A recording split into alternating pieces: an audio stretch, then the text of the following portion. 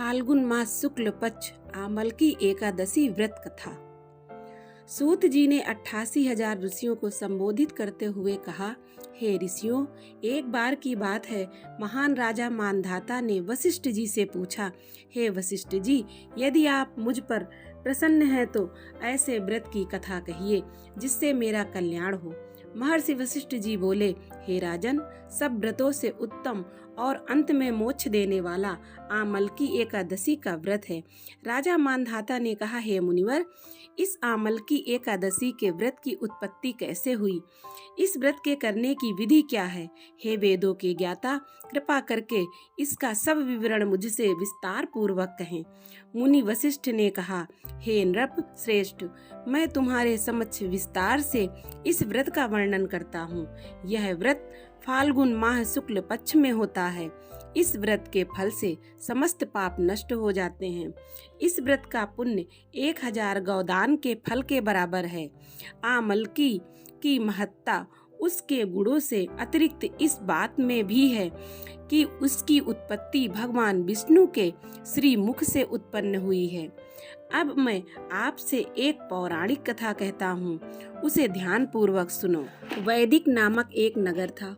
उस नगर में ब्राह्मण, वैश्य, क्षत्रिय, शूद्र चारों वर्ण आनंद पूर्वक रहते थे। नगर में सदैव वेद ध्वनि गूंजा करती थी। उस नगरी में कोई भी पापी, दुराचारी, नास्तिक आदि न था।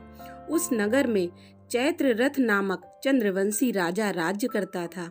वह महान विद्वान तथा धार्मिक वृत्ति का था। उसके राज्य में कोई भी दरिद्र तथा कंजूस नहीं था। उस राज्य के सभी निवासी विष्णु भक्त थे। वहाँ के वृद्ध से बालक तक सभी निवासी प्रत्येक एकादशी का व्रत करते थे। एक समय फाल्गुन मास के शुक्ल पक्ष की आमलकी नामक एकादशी आई। उस दिन राजा से प्रजा तक, वृद्ध से बालक तक सबने हर्ष सहित उस एकादशी का व्रत किया। राजा अपनी प्रजा के साथ मंदिर में आकर कुंभ स्थापित करके तथा धूप, दीप, नैवेद्य, पंचरत्न, छत्र आदि से धात्री का पूजन करने लगे। वे सब धात्री का इस प्रकार स्तुति करने लगे, हे धात्री, आप ब्रह्म स्वरूपा हैं। आप ब्रह्मा जी द्वारा उत्पन्न हो और समस्त पापों को नष्ट करने वाली हैं। आपको नमस्कार है। आप मेरा अर्घ्य स्वीकार करो। आप श्री रामचंद्र जी के द्वारा सम्मानित हैं। मैं आपसे प्रार्थना करता हूँ, मेरे समस्त पापों को हरण करो। उस देवालय में रात्रि को सबने जागरण किया। रात्रि के समय उस जगह एक बहलिया आया। वह महापापी तथा दुराचारी था। अपने कुटुंब का पालन वह जीव हिंसा करके करता था। वह भूख प्यास से अत्यंत व्याकुल था। कुछ भोजन पाने की इच्छा से वह मंदिर के एक कोने में बैठ गया। उस जगह भगवान विष्णु की कथा तथा एकादशी महात्म्य सुनने लगा। इस प्रकार उस बहलिये ने समस्त रात्रि को अन्य लोगों के साथ जागरण कर व्यतीत की। प्रातः काल होते ही सभी लोग अपने अपने घर को चले गए। इसी प्रकार वह बहलिया भी अपने घर चला गया और वहां जाकर भोजन किया। कुछ समय बीतने के पश्चात वह बहलिये की मृत्यु हो गई। उसने जीव हिंसा की थी। इस कारण हालांकि वह घोर नरक का अधिकारी था, किंतु उस दिन आमलकी एकादशी के व्रत तथा जागरण के प्रभाव से उसने राजा विदुरथ के यहाँ जन्म लिया। उसका नाम वसुरथ रखा गया। बड़ा होने पर वह चतुरंगणी सेना सहित तथा धन धान्य से युक्त होकर 10 सहस्त्र ग्रामों का पालन करने लगा। वह तेज में सूर्य के समान, कांति में चंद्रमा के समान, वीरता में विष्णु भगवान के समान और क्षमा में पृथ्वी के समान था। वह अत्यंत धार्मिक, सत्यवादी, कर्मवीर और विष्णु भक्त था। वह प्रजा के समान भाव से पालन करता था। दान देना उसका नित्य का कर्तव्य था।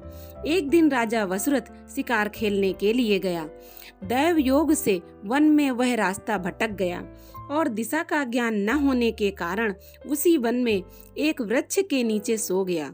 उसी समय पहाड़ी डाकू वहां आए और राजा को अकेला देखकर मारो मारो का उच्चारण करते हुए राजा वसुरथ की ओर दौड़े। वह डाकू कहने लगे कि इस दुष्ट राजा ने हमारे माता पिता, पुत्र पौत्र आदि सभी संबंधियों को मारा है तथा देश से निकाल दिया।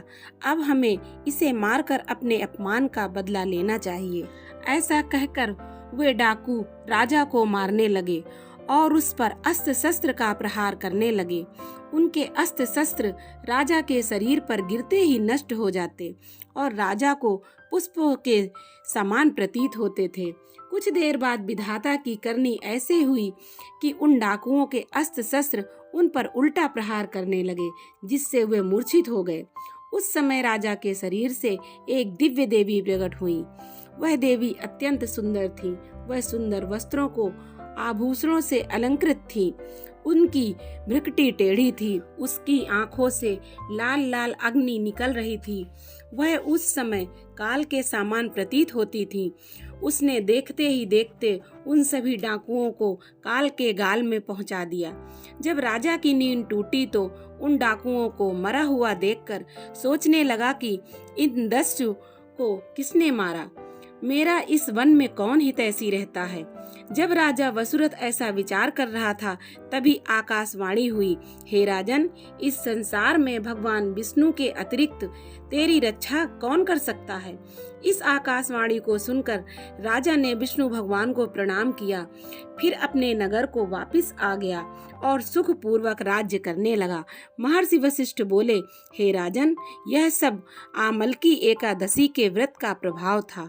जो मनुष्य एक भी आमलकी एकादशी का व्रत करता है, वह प्रत्येक कार्य में सफल होता है और अंत में विष्णु धाम को जाता है।